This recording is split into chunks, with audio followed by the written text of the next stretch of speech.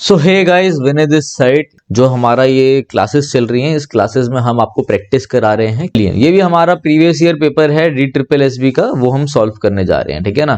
Four words are given out of which only one word is spelled correctly. भैया एक word है जिसकी correct spelling है, वो बताना हमें। कॉमेडियोस गलत, कॉमेडियोस गलत, कॉमेडियोस बिल्कुल गलत। क्या स्पेलिंग होगी करेक्ट? करेक्ट स्पेलिंग है आपकी कॉमोडियस, COMMODIOUS। कॉमोडियस का मतलब क्या होता है मेरे भाई? कॉमोडियस का मतलब होता है कोई भी चीज जो बड़ी ही रूमी हो, बड़ी ही स्पेशियस हो। रूमी हो, स्पेशियस हो, स्पेशियस मतलब बहुत ज्यादा जगह हो, उसमें बहुत बड़ी हो, रूमी हो, और एंड कंफर्टेबल हो, कंफर्टेबल हो, रूमी एंड कंफर्टेबल। ठीक है, तो आपका पहला आंसर हो जाएगा फर्स्ट। नेक्स्ट पढ़ते हैं। Select the word that is similar in meaning. सिनोनियम बताना है हमें। सिनोनियम मतलब होता है आपका similar word amicable.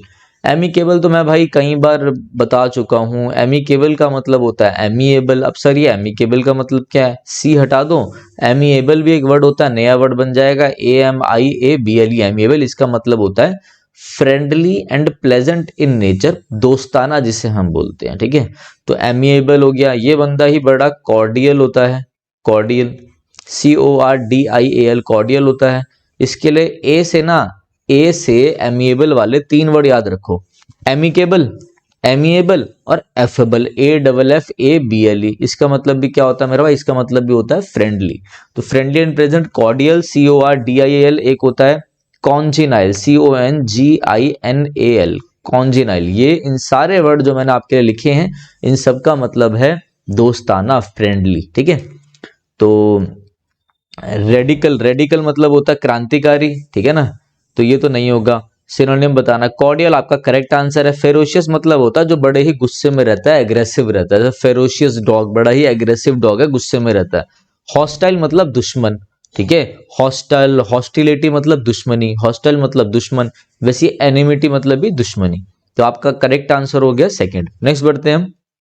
Select the most appropriate meaning of the given idiom. क्या ईडियम है? Hello in a hand basket. ठीक है, किसी पर्सन ने आपके हाथ में एक बास्केट दी, ठीक है, और उस बास्केट में आपका क्या था? उस बास्केट में एक चिट्ठी थी जो कि कहाँ जाएगी? हेल पे जाएगी। मतलब हेल मतलब बर्बादी की तरफ जाएगी। तो किसी ने आपको बास्केट दी और उसमें एक चिट्ठी थी, आपको लगा सरप्राइज है, आपने खोला और उसमें था भैया ये तो दरवाजा है हेल का। ठीक है, एक होता है ना हेवन मतलब स्वर्ग, और हेल मतलब नर्क, तो हेवन एंड हेल। तो आप ये देखो, हेल में जाने की बास्केट, कोई आपको हेल में, नर्क में, हेल में जाने की बास्केट देगा, तो उसका मतलब क्या है भैया? सब बर्बादी हो जाएगी, कंप्लीट डिजास्टर, पूरी बर्बादी, डिट्रॉय रेटिंग का कारण बनेगा। तो angry and overcome by emotions, नहीं भाई। To have a dispute with someone, किसी से झगड़ा हो गया, नहीं। फुल डिवोशन है, नहीं यार। डेटोरेटिंग मतलब बहुत ही ज्यादा कंडीशन बद से बदतर हो जाएगी, बेकार हो जाएगी, और कंप्लीट डिजास्टर, सब बर्बाद हो जाएगा, स्टेट ऑफ र्यूननेस है ये। फर्स्ट आंसर हो गया। नेक्स्ट देखते हैं हम। नेक्स्ट है आपका क्या? Select the word segment that substitute replaces the bracket. ठीक है, आपको एरर बताना है, ठीक है ना। और आपको बेसिकली सेंटेंस इंप्रूवमेंट है, जो ब्रैकेट में है आपको दिखाना है कि इसको इंप्रूव करके लिखना। तो रीनोन्ड ऑथर, बड़े ही मशहूर प्रसिद्ध जो ऑथर थे, टोनी अवार्ड, उनको अवार्ड मिला है। ठीक है, बॉब फॉसी उनका नाम है, has credit modern day drama. ठीक है, उन्होंने अपने इस ड्रामा को क्या दिया? क्रेडिट दिया for having a deep impact on his writing style, कि भैया बहुत अच्छा इम्पैक्ट डालने में वो जो लिखते हैं उस पे, उनकी राइटिंग स्टाइल पे। To having a with deep impact नहीं, विद हैविंग एज हैविंग। देखो मेरे भाई, एज तो हम कभी भी तब लगाते हैं जब हमें कोई रीजन बताना हो, as, because, since, since time के लिए भी, सिंस रीजन के लिए भी। तो ये एज वगैरह तो नहीं आएगा। ठीक है, टू हैविंग। अब देखो यहाँ पे जब हैविंग ये जो वर्ब आ रही है ना, तो आपको इस वर्ब के साथ, इस हैविंग के साथ एक V3 भी चाहिए अगर आप ऐसा बोलना चाहते हो। मेरे भाई ध्यान तो समझना, हैव प्लस में V3। लाइक अगर मैं बोलूं, अभी कोई वर्ब की फॉर्म नहीं गिवन है तो मैं हैड का यूज करूंगा। ठीक है, जैसे मैं बोलूं, मैं इतनी बड़े कंसेप्ट को भी इतनी छोटे से मैं समझा नहीं पाऊंगा, बट मैं आपको अच्छे से तब भी बताता हूं। जैसे मैं बोलूं हैव हैड, या हैविंग हैड का यूज होना चाहिए। ठीक है, अब देखो, जैसे मैं बोलूं they have had some fight among themselves। Sir क्या मतलब है इसका? They have had some fight among themselves, यार हुई होंगी उनके बीच में थोड़ी लड़ाई पहले। तो ये जो हैव के साथ जो हैड आ रहा है ना, या हैविंग के साथ जो हैड आ रहा है, ये पास्ट की चीज को दिखाने के लिए आ रहा है, पास्ट के एक्शन को। मगर वो पास्ट का एक्शन इतना भी पुराना नहीं है, अभी नया नया ही हुआ है। जैसे कि अगर आप इसको प्रेजेंट परफेक्ट में देखो तो जो रिसेंटली हुआ है, मगर यहाँ पे जो हैव हैड हम यूज करते हैं, हैविंग हैड यूज करें तो पास्ट की चीज को दिखाने के लिए, मगर ज्यादा भी पास्ट में नहीं हो, थोड़ा सा पास्ट में हो, अभी अभी थोड़ा मतलब रिसेंट से समझ लो 1-2 महीने पहले की बात हो। और हम हैविंग हैड, हैव हैड का टाइम के सिनेरियो में तो ऐसे यूज करते हैं। और क्या यूज करते हैं हम? जब भी हमें दबाव दिखाना हो कि भैया ये चीज इस चीज की वजह से हुई है, हमें इम्फोसिस शो करना हो, क्या यूज शो करना हो? इम्फोसिस, हमें दबाव देना हो, हमें फोर्स दिखाना हो उस बात पे। तो ये फोर्स दिखा रहा है कि भैया जो भी मेरा ये जो मेरा राइटिंग स्टाइल है, इस पे ये डीप इम्पैक्ट किसने डाला है? इस ड्रामा ने डाला है, ये जो प्रसिद्ध बंदा है ये बता रहा है, ठीक है। तो हैविंग के साथ यहाँ पे एक वर्ब चाहिए, having had a deep impact on his writing style, ठीक है। और फॉर वही रीजन के लिए कि लाइक कोई पर्पस बता रहा है या कुछ बता रहा है, मैं इस चीज को इस चीज के लिए कर रहा हूँ, I am doing this for मतलब दिस जॉब, ऐसे नहीं नहीं नहीं, हमें चाहिए कि क्यों, विद। तो इन ऑप्शन से ये सेंस आ रही है, ठीक है। बाकी मैंने आपको एक्सप्लेन कर दिया, शॉर्ट वे में एग्जांपल भी दे दिया। तो आपका आंसर जाएगा with having had a deep impact on his writing style. Clear है मेरे भाई? आगे बढ़ते हैं। No sooner did I reach the airport when, बस मैं यहीं रुक गया। भैया सबको मालूम है नो सूनर के साथ क्या पेयरिंग होती है? देन की पेयरिंग होती है। तो देन आएगा, THAN देन आएगा, सिंपल सी बात, ठीक है। तो क्या होगा? नो सूनर डिड आई, देखो अब आप बोलोगे सर यहाँ पे भी देन है, यहाँ पे तो वैन है कट गया, इंप्रूवमेंट चाहिए, बिल्कुल चाहिए, ये भी कट गया। अब आप बोलोगे सर इधर भी देन है इधर भी देन है, तो मेरे भाई एक बार सेंटेंस को ध्यान से देख लो। नो सूनर डिड, ये सेकंड फॉर्म यहाँ पे आ गई है, पहले ही पास्ट की फॉर्म डिड आ रही है।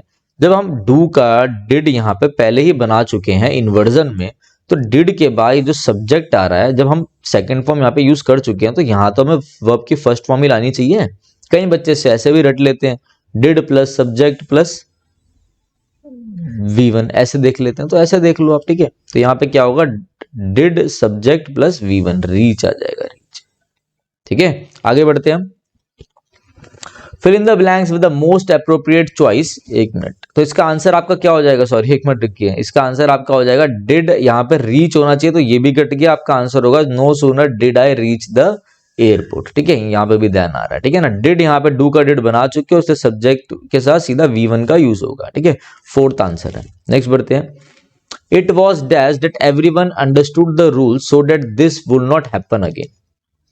इट वॉज डैश, भाई ये चीज क्या है? बस रुक गए कि भाई एवरीवन, सब रूल समझ चुके हैं, डेट ये चीज दोबारा कभी नहीं होगी, ठीक है ना। अब देखो, अब ये सब वो कैब का खेल है मेरे भाई, वो कैब का खेल। आपको कुछ नहीं मालूम वो क्या बोल रहा है, आपको पता है एवेनेसेंट का मतलब होता है एफेमरल, EPHEMERAL। सर ये एफेमरल क्या मतलब? जो चीज कम टाइम के लिए हो, शॉर्ट पीरियड ऑफ टाइम के लिए हो, शॉर्ट पीरियड ऑफ टाइम, ठीक है सर, ठीक है।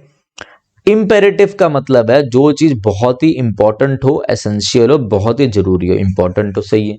वेल का मतलब क्या है? वेल का मतलब है जैसे कहते हैं ना, वेल ऑफ कश्मीर, घाटी, ठीक है। एमबी वर्जन का क्या है? एमबी वर्जन, अब मैं आपको बताता हूँ, एक वर्ड होता है आपने बहुत सुना होगा, एम्बीवर्ट। कुछ लोग एक्सट्रोवर्ट होते हैं जो बहुत ज्यादा बोलते हैं, कुछ लोग इंट्रोवर्ट होते हैं जो कम बोलते हैं, दबे दबे रहते हैं, रेटिसेंट होते हैं, टेसिटन होते हैं, शाय होते हैं, टिमिड टाइप होते हैं। तो जो पर्सन दोनों हो, एक्सट्रोवर्ट भी हो, एक्सट्रोवर्ट लोगों के साथ वो खुल के बात करता है, जो लोग इंट्रोवर्ट है जो कम बोलते हैं उनके साथ वो चुप चुप रहता है, तो ऐसी पर्सनैलिटी को हम बोलते हैं ambivert. One who has both the qualities of extrovert and introvert, तो उसे हम एम्बीवर्ट कहते हैं। उसी का एक नाउन फॉर्म में है एम्बीवर्जन, की क्वालिटी होना दोनों की, एक्सट्रोवर्ट भी और एम्बीवर्ट भी, ठीक है। तो क्या ये आएगा इट वॉज एम्बीवर्जन? नहीं। इट वॉज वेल घाटी? नहीं।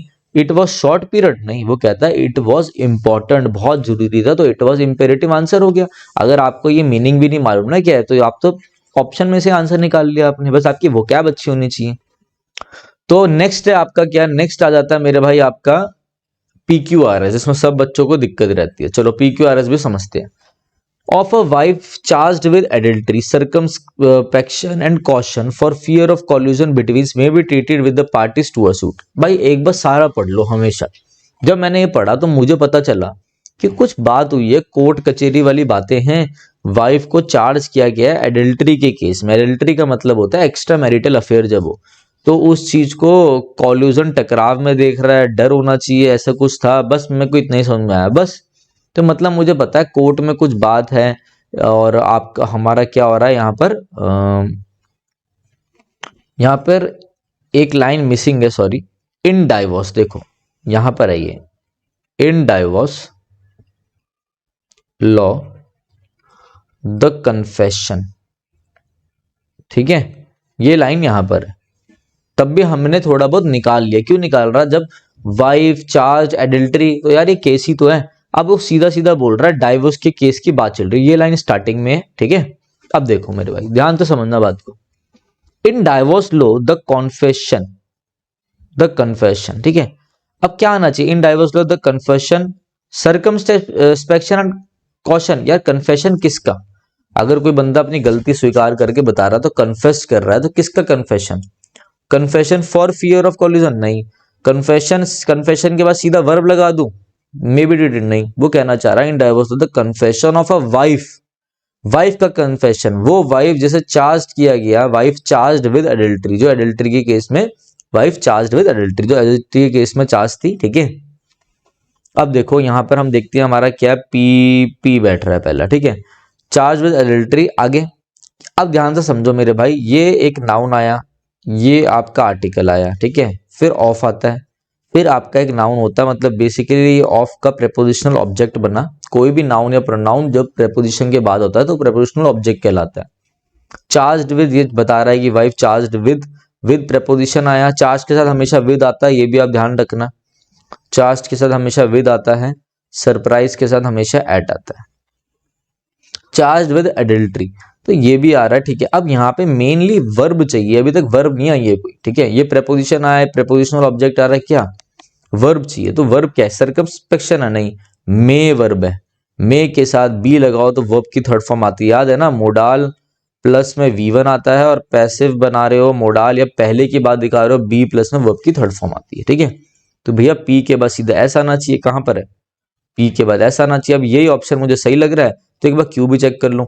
मे be treated with the parties to a suit, S आ गया Q. Circumspection and caution for fear of collusion between, बस ये आधा अधूरा है, ठीक है। ऐसी उठा के बीच में से दिया जाता है। बस जहां आपने एक दो चीजें पकड़ ली और एक दो ऑप्शन टिक कर लिए, वहां आपको पता लग जाएगा आपका आंसर क्या सही हो गया। अगर आपको इसका मीनिंग भी नहीं पता हो तब भी आप ऑप्शन में से कट करके निकाल सकते हो। कभी फंस जाओ नहीं आए पेपर में कि कैसे करे, तो इसको लास्ट में देख लेना, एक बार नजर मार लो, लास्ट में देखना। आगे बढ़ते हैं।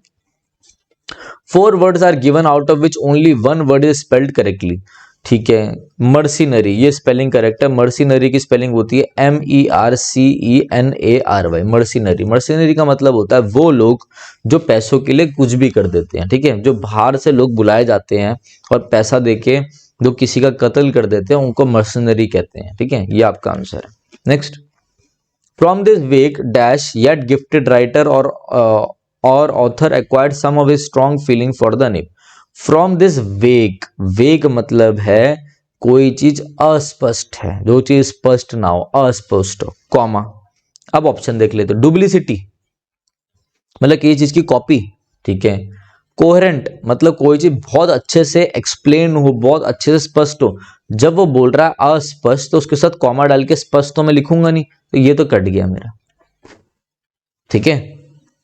जबकि येट का मतलब है बल्कि, हालांकि, वो ऐसे दिखा रहा है, येट अभी भी ऐसे करके सीन दिखा रहा है। तो आप ये देखो फ्रॉम दिस वेक कॉमा, अब ये अस्पष्ट वाला ही मुझे कोई यहाँ पे वोकैब का वर्ड चाहिए था जो कि करेक्टली बैठ रहा है, इनकोहेरेंट। बस यही खत्म हो गया, आगे जाने की जरूरत ही नहीं है, इनकोहेरेंट, ठीक है। पैट्रोनेज मतलब होता है सपोर्ट, कोई ऑर्गेनाइजेशन है, कोई एनजीओ, आप उसको सपोर्ट दे रहे हो तो उसे पैट्रोनेज कहते हैं।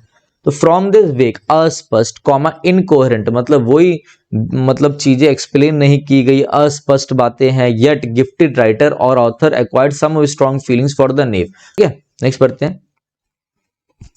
Great minds think alike, great minds मतलब थिंक अलाइक ये ईडियम है। ये ईडियम का मतलब होता है कि भैया स्मार्ट लोग, स्मार्ट जो लोग होते हैं, जो इंटेलिजेंट लोग होते हैं, वो एक जैसा सोचते हैं। कहते हैं ना ये इंटेलिजेंट है मेरे घर में, बेटा ये वाला जो लड़का है ना मेरा, ये बड़ा इंटेलिजेंट है, ये अपने पापा की तरह सोचता है। ऐसा नहीं होता। तो intelligent people think like each other. Third, next, collecting और फॉर्मिंग इनटू अ मास और ग्रुप।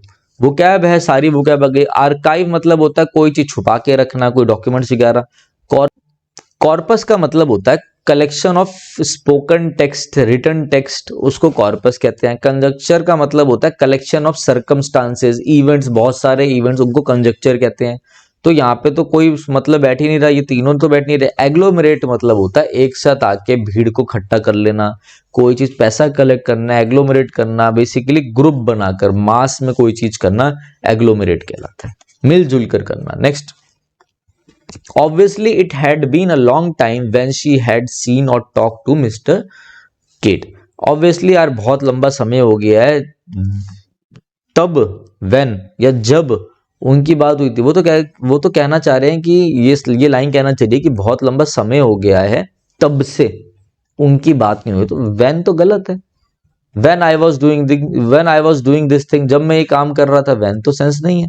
तो जब तब से बात नहीं हुई है, तब से लेकर कोई चीज, कोई टाइम पीरियड गिवन नहीं है, पॉइंट ऑफ टाइम की बात मैं कर रहा हूं ऐसा सोच के, अ लॉन्ग टाइम एगो ऐसा कुछ सोचकर, तो यहां पे मुझे यूज करना चाहिए सिंस। तो सिंस शी हैड सीन, ना उन्होंने देखा है, ना बात हुई है उनकी किससे, मिस्टर केट से। तो क्या होगा, it had been long time out of when, ये आपका एरर हो जाएगा। ठीक है, नेक्स्ट बढ़ते हैं। प्रिकॉशियस, प्रिकॉशियस मतलब होता है किसी बच्चे के अंदर, एक चाइल्ड के अंदर वो मैच्योर हो जाए बिफोर एज, अपनी एज से पहले, या उसके अंदर क्या आ जाए, कुछ आप कह सकते हैं उसकी मेंटल एबिलिटीज उसकी एज से पहले डेवलप हो जाए, तो उसे हम क्या बोलते हैं, उसे हम बोलते हैं प्रिकॉशियस। तो ऐसे लोगों को हम बोलते हैं एडवांस्ड फर्स्ट। ठीक है, अनाउंस्ड, कोई चीज अनाउंस करी जाए, कन्विंस करी जाए, तो पता ही है आपको। ठीक है, और सफिस्ट का, चलो इसका मतलब, चलो आप एक काम करिए, इसका मतलब मुझे कमेंट में बताओ, देखते हैं कि कौन बच्चा पढ़ाई कर रहा है, सच में कौन पढ़ रहा है। नेक्स्ट देखते हैं 15th, बोरिंग और unpleasant work that does not require special skill and usually does not pay much। Unpleasant work है जो, जिसमें कोई ज्यादा स्किल की रिक्वायरमेंट नहीं है, कोई एक्सपर्टाइज नहीं चाहिए उसमें कि एक्सपर्टीज हो, और ज्यादा पैसे नहीं मिलते। बिल्कुल छोटी सी नौकरी जो कोई ऐसी ही कर लेता है, पार्ट टाइम टाइप या छोटी सी, जैसे घर में वर्कर काम करते हैं, ठीक है ना, नौकर चाकर काम करते हैं, तो ऐसी जॉब को हम बोलते हैं मिनाइल, MENIAL, मिनाइल। ठीक है, डिमार्केशन, डिमार्केशन का मतलब होता है एक ऐसी लाइन जो दो लैंड्स को डिमार्केट कर रही है, सेपरेट कर रही है। एडजर्न मतलब थोड़े टाइम के लिए ठहर जाओ, ठीक है, एडजर्नमेंट, रुक जाओ थोड़े टाइम के लिए। लल मतलब क्या होता है मेरे भाई, लल मतलब होता है कोई पर्सन है, somebody वेरी रिलैक्स्ड है, बड़ा ही काम है और रिलैक्स होके बैठा, तो उससे लल कहते हैं। 15 क्वेश्चंस हमने कर लिए मेरे भाई, सिर्फ पैसेज नहीं करा है। वीडियो अच्छी लग रही हो तो लाइक कर देना, मैं भी मोटिवेट होऊंगा, और जल्द से जल्द वीडियो आएगी और वीडियो को शेयर करना। ठीक है, बेस्ट से बेस्ट एक्सप्लेनेशन देने की कोशिश करूंगा मैं आपको, और इतने कम टाइम में जितना हो सके अच्छा कंटेंट देने की हम कोशिश करेंगे। कुछ ऐसे कुछ इंपॉर्टेंट या कुछ ऐसे बड़े टॉपिक्स होते हैं जो इतने शॉर्ट में मैं नहीं समझा सकता, तब भी मैं आपको एग्जांपल दे देता हूं। ठीक है, तो चलिए guys, thank you, have a nice day. तो जाते जाते मैं आपको एक चीज बता दूं, देखो बीच में एक इंपॉर्टेंट सी चीज बता दूं मैं आपको। देखो ये हमारी ऐप है विनय कक्षा, ठीक है। जब आप गूगल प्ले स्टोर पे जाओगे तो आपको हमारी ऐप, अगर आप गूगल प्ले स्टोर पे जाके लिखोगे विनय कक्षा, VINAYKAKSHA, तो ऐसे हमारी ऐप है। यहाँ मेरी छोटी सी फोटो लगी है, आप देख सकते हो। तो आप जब इस ऐप को ओपन करोगे तो ओपन करने के बाद क्या होगा, आपको एक कोर्स दिखाई देगा, ठीक है। ये कोर्स दिखाई देगा जिसकी फीस मैंने 1400 करी थी, बाद में मैंने इसकी फीस आप लोगों के लिए हटा के 499 कर दी। इंग्लिश ग्रामर प्लस में वोकैब प्लस में डाउट का कोर्स। अब मैं आपको इस कोर्स की डिटेल बता दूं कि कोई भी बच्चा अगर एसएससी की तैयारी कर रहा है, सीडीएस की तैयारी कर रहा है, बैंक की तैयारी कर रहा है, किसी भी गवर्नमेंट एग्जाम की तैयारी कर रहा है, सीपीओ की तैयारी कर रहा है, किसी भी कॉम्पिटिटिव एग्जाम के लिए, तो वो ये कोर्स ले सकता है। 499 का पूरी इंग्लिश ग्रामर प्लस में वोकैब का कोर्स रहेगा, जो मेरे द्वारा बनाया गया। इसमें क्या क्या मैं आपको बता दूं, English grammar for all competitive, basic to advance, बिल्कुल बेस से मैंने एडवांस तक बताया है इसमें। दूसरा ध्यान रखना, यहाँ पे ड्यूरेशन है 6 मंथ्स की। ड्यूरेशन जब आप ये लेंगे, अगर आप 6 मंथ्स तक ये कोर्स को कर लेते हो अच्छी बात है, अगर आप नहीं कर पाते बाई चांस तो कोई दिक्कत वाली बात नहीं है। आप हमारे एक इस नंबर पे 9289609096 पे मैसेज कर सकते हो और हम आपकी इस वैलिडिटी को बढ़ा के 1 साल के लिए भी कर देंगे। तो मतलब आपको क्या क्या मिलेगा मैं आपको बता दूं। पहली बात तो सारा ग्रामर पोर्शन रहेगा, केवीएस ईवीएस सारे पेपरों के लिए, ठीक है। आपको 499 रुपीज में, मतलब मात्र 500 रुपए में 499 में आपको क्या क्या मिल रहा है। पहली चीज पूरी ग्रामर मिल रही है, पूरी ग्रामर मिल रही है जो कि मैंने बनाया, ठीक है ना, मैंने बनाया बहुत अच्छे से। भाई आपकी प्लिंट टू पैरामाउंट खत्म हो जाएगी अगर आपने ये पढ़ लिया तो, मिरर ऑफ कॉमन एरर भी खत्म हो जाएगी, एसपी बख्शी भी खत्म हो जाएगी। मैंने बेसिक से एडवांस तक समझा रखा है इस तरीके से, ठीक है, पूरा मेरे द्वारा बनाया गया है, ठीक है। दूसरा आपको पूरी वोकैब मिलेगी, लाइक जो भी कहां से करना है पूरी सारी चीजें मिलेंगी, वोकैब मिलेंगी। तीसरी चीज आपको पूरी मेरे से गाइडेंस मिलेगी, ठीक है। गाइडेंस कैसे मिलेगी, आपको डेली टास्क मिलेंगे, वीकली टास्क मिलेंगे, आप मेरे से बात कर सकते हो संडे टू संडे, सिर्फ 500 रुपए में, ठीक है। और चौथी चीज क्या मिलेगी, देखो चौथी चीज आपको मिलेगी डाउट सॉल्विंग, जो कि कोई नहीं दे रहा, जहां तक मैं जानता हूं कोई नहीं दे रहा डाउट सॉल्विंग। आपको मेरा नंबर दिया जाएगा, ठीक है ना, आपको मेरा व्हाट्सएप नंबर मिलेगा, ठीक है, जो पेड लेगा उसे, और वो कहीं से भी, चाहे किरण से हो, पिनाकल से हो, किसी भी बुक में से आप अपने डाउट भेज सकते हो और मैं जब भी फ्री होऊंगा मैं आपको उस डाउट का बताऊंगा, आंसर बताऊंगा, वॉइस टेक्स्ट के थ्रू पूरा डिटेल सॉल्यूशन बताऊंगा। जब भी फ्री होने का मतलब है कि 24 घंटे के अंदर अंदर आपको रिप्लाई आ जाएगा, 24x वो हमारी हेडेक है, ठीक है। तो हम बच्चों के लिए कर रहे हैं कि भैया बच्चे अच्छे से तैयारी करें और आगे बढ़े, ठीक है। आपको पता है मैं ज्यादा प्रमोशन भी नहीं करता अपनी चीजों का, तो ये सारी चीजें आपके लिए एक एक दो घंटे की वीडियो में मैं थोड़ा सा ही बोलता हूं। और देखो ये हमारा टेलीग्राम चैनल है मेरे भाई, विनय कक्षा, VINAYKAKSH टेलीग्राम चैनल है, नीचे डिस्क्रिप्शन में लिंक है, वो जरूर ज्वाइन कर लेना टेलीग्राम चैनल, ठीक है। तो ये सारा कोर्स था, इसमें ग्रामर भी है, वोकैब भी है, सब कुछ है। कुछ वीडियोस अभी इसमें और डाल रहा हूं मैं अभी, ठीक है, तो आपका ग्रामर का फुल फ्लैज हो जाएगा। वोकैब तो मैंने लगभग सारी करा दी है, तो आप पूरी की पूरी देख सकते हो, ठीक है। तो चलिए guys, thank you, have a nice day.